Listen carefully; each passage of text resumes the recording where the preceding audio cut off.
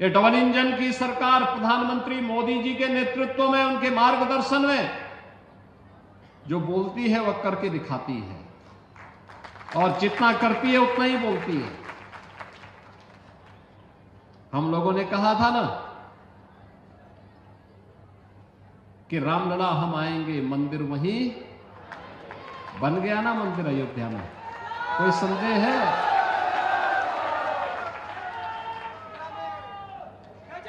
कोई संदेह है?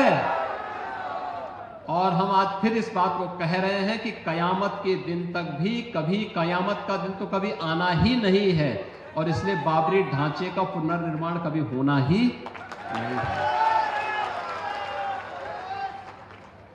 जो कयामत के दिन आने का सपना देख रहे हैं, ऐसे ही सड़गल जाएंगे, कभी वह दिन आने वाला नहीं है।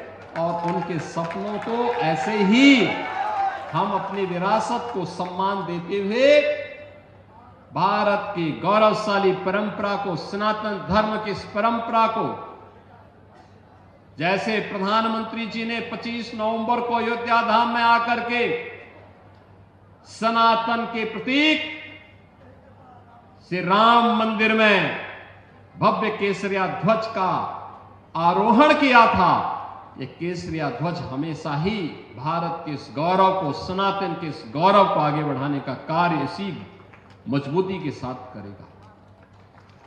बहनों और भाइयों, आप याद करिए ना, अयोध्या में 500 वर्षों के बाद एक गौरवशाली क्षण हमारे सामने आया। इन 500 वर्षों में अनेक राजा महाराजा आए, अनेक सरकारें आई होंगी। 1947 में भारत आजाद हुआ, 1952 में पहली चुनाव के बाद सरकारें बनी, लगातार हर चुनाव के बाद सरकारें बनती थी, फिर चुनाव होते थे, सरकारें बनती थी। अयोध्या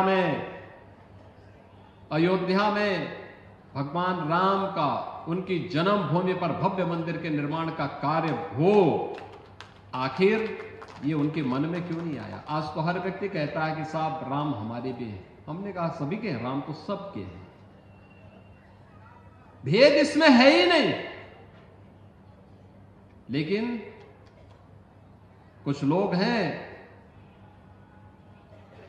जो अवसरवादी रवैया अपना करके जब संकट आता है तब राम याद आते हैं, और बाकी राम को विस्मृत कर देते हैं, राम को भूल जाते हैं।